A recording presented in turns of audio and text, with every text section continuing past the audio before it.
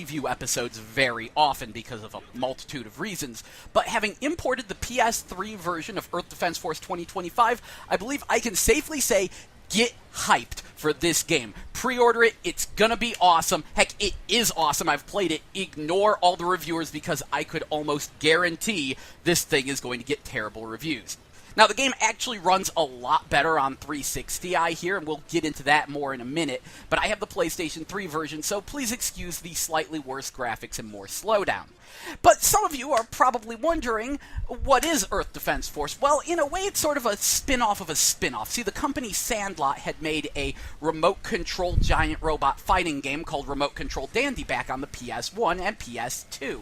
They then made a spin-off of Remote Control Dandy called Gigantic Drive, which came to America under the title RAD, Robot Alchemic Drive, and then they used the engine and destructible environment from that to create a simple series game called Earth Defense Force. The game became a smash hit in Japan, well, as much of a smash hit as a simple series game could be, and spawned a sequel that basically took the engine and just added a bunch more content. Being one of the most successful simple series games, much like the One Chambara series, D3 Publishers, the publishers of the simple series, asked Sandlot to use a slightly larger budget and produce another one on the Xbox 360. This would be the first entry in the series to come to America, Earth Defense Force 2017, which received about a 3 out of 10 across the board, but with every reviewer saying that it was so bad it's good. A statement I disagree with because the game is just fucking awesome. Seriously, I don't really see what's bad about it. It's too damn much fun to even call bad. Isn't that the point of video games? In fact, the game was enough of a cult hit that they actually asked the Western developer who produced Eat Lead: The Return of Matt Hazard to make a sort of westernized take on Earth Defense Force, titled Earth Defense Force Insect Armageddon, which could be considered a spin-off of a spin-off of a spin-off. To make a very long story short, it's quite different, and I don't like it at all. I know some people do, but I'm certainly not one of them. Either way, the original Japanese developer Sandlot is back for Earth Defense Force 4, coming to America as Earth Defense Force 2025. The plot is that aliens called Ravagers have invaded the Earth, and as a member of the Earth Defense Force, it's your job to fend them off. Does it sound like a cheesy B sci-fi movie? It is. In fact, in the earlier games in the series, you actually saw the UFOs and tripods from War of the Worlds actually in the game. And this is where we get kind of our little twist. You see, you are not a genetically engineered super soldier. You are not a named hero. No, you know those random generic troops in those B sci-fi movies? You know, the ones that drive the model tanks and get stepped on by Godzilla? Yeah, that's you. You're a nameless, faceless grunt in the Japanese military. Good luck. The game is very simplistic in nature. You choose 2 guns, pick a stage, and you get dropped into a city. They drop in a bunch of enemies, you blow them all up, you beat the stage. Seriously, that's how every single mission in the game goes. Here come some enemies, blow them up.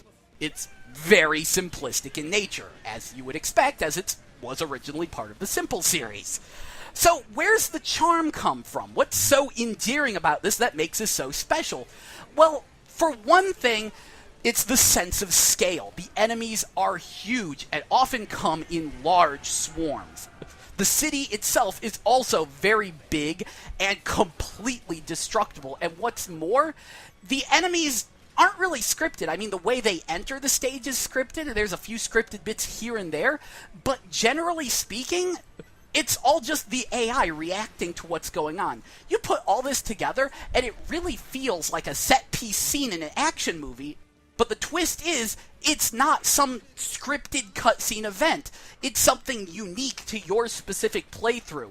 When that building collapses in front of you, and there's a giant wall of ants behind it, that wasn't planned. That was just a thing that happened in your game. Indeed, it's the beauty of the chaos of Earth Defense Force that makes it so special. But there's a little more than that. You see, with the stages being so simplistic in nature, I mean, just drop some enemies into a stage and blow them up, there's a lot of stages in these games. In fact, Earth Defense Force 2025 has a little over 90 stages to complete. What's more, due to the simplistic nature of these stages and their relative shortness, this means the game doesn't have to pull its punches. It doesn't have to coddle you. Because, well, Starting a mission over is no big deal, so there's no checkpoints or anything like that. As such, the game can be incredibly challenging, which really helps you feel like a generic expendable grunt in the Earth Defense Force. That is, again, part of its charm. And then there's the whole weapon collecting aspect. You see, as you destroy these enemies, they sometimes drop a random weapon which you can pick up. The higher the difficulty level, and indeed there's multiple difficulty levels for every stage in the game, the better the weapon drops you're going to get. In every Earth Defense Force game, there's over 100 weapons. In fact, with Earth Defense Force 2025 having 4 classes, each with their own unique weapon loadout, there are over 700 weapons in this game, I hear. Oh yeah, you're going to be busy for a long-ass while. But this brings us to one of the new features. Indeed, there's multiple classes. 4 of them. You have the original Ranger, if you just want to play Earth Defense Force Classic, and the Wing Diver, which is basically Pale Wing from Earth Defense Force 2.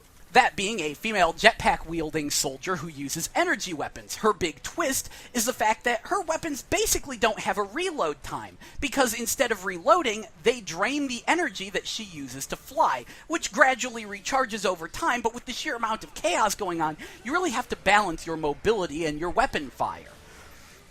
The 2 other classes which are unique to this game are the Air Raider, a support class that can call in airstrikes, set up healing points, place gun turrets and traps, mark enemies, summon vehicles, things like that, and the Fencer, a heavy weapons, heavily armored class that can dual-wield guns. Admittedly, I have limited experience with these classes as they're rather difficult to start with, and especially the support class really feels like it needs the help of friends. Yes, friends, this brings us to the other very welcome new addition, and probably the thing you're most wondering about, online play. You can play the game 4-player cooperatively online, which is actually why you might have noticed the garish colors on my characters. Indeed, you can also custom color your character, allowing you and your friends to form impromptu Power Rangers teams. Now, the 4-player online play is one of the most requested features in this entire series. It's great to play these cooperatively. Everyone's wanted to play them online. But the big question that I'm sure everyone's asking is, how's the netcode? I mean, Earth Defense Force Insect Armageddon claimed that many of the cuts and changes from classic Earth Defense Force that they made were in the name of making the netcode work. So how does it work in 2025, which stays much closer to the original games? Well, I'm very happy to report it works phenomenally well. Seriously, I played with a completely full game of Japanese players, obviously, because I'm playing the Japanese version of the game, while I was streaming it on one computer and Skyping with friends on another computer, and I didn't notice any sort of lag whatsoever. And when I did actually manage to induce a little lag, characters just teleported a little bit. It did not really interrupt my gaming experience. Now, there's, of course, a few questions you have to ask about online. How much can you play online the entire game? Only the host makes actual story progress, so to speak, unlocking stage after stage, but all the other players do get to keep the armor and weapons that they collect as they play. How health is handled is another big question, challenge being a main aspect of this game.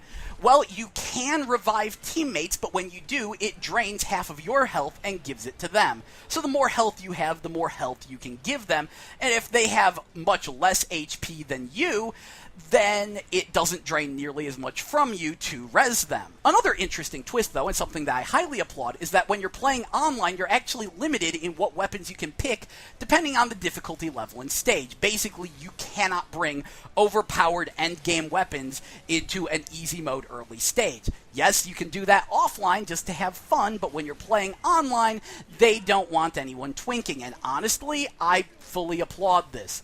I would really, really hate it if a bunch of people popped up with genocide guns in the middle of my game and just made the whole thing way too friggin' easy. Of course, to enhance the cooperative experience, they've also introduced the concept of characters getting caught in webs or ants picking them up and flinging them about, encouraging other players to help free them. Of course, with the addition of online play, there's another question that has to be asked. Is there offline co-op? Can you still do split screen? Thankfully, yes, you can still play the game split screen, which leads to the inevitable next question, can you do split screen plus online play? And the answer is yes, I hear, only on 360. See, this is where that whole 360 PS3 thing comes into play. The PS3 one has worse graphics and runs much worse with much more slowdown, to the point where I've heard people claim that the split screen on PS3 is nearly unplayable.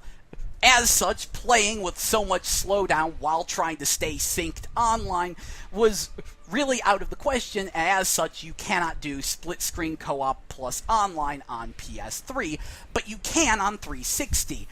I would like the fanboys, though, to refrain from gloating, because I could say literally the inverse of the Dynasty Warriors series. Having played Dynasty Warriors 8 split-screen on both 360 and the PS3, the 360 one borders on unplayable in split-screen, while the PS3 one has almost no slowdown whatsoever.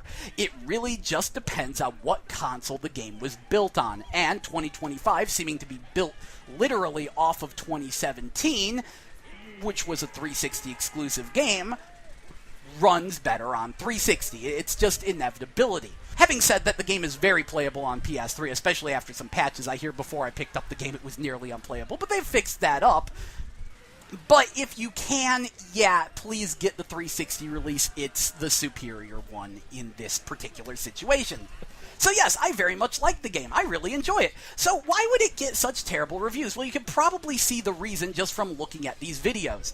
There's slowdown. Lots and lots of slowdown in this game. And considering how relatively rare that is these days, reviewers are really gonna deduct some points for that. I mean, big time. I mean, this is a world where a game can get utterly scathing reviews just for not having iron sights. Oh yeah, by the way, this game doesn't have iron sights, so it's probably going to get torn apart for that. And let's not forget that some people literally can't tell the difference between slowdown and lag, so they'll probably complain about the absolutely phenomenal netcode because they can't tell the difference between slowdown and lag.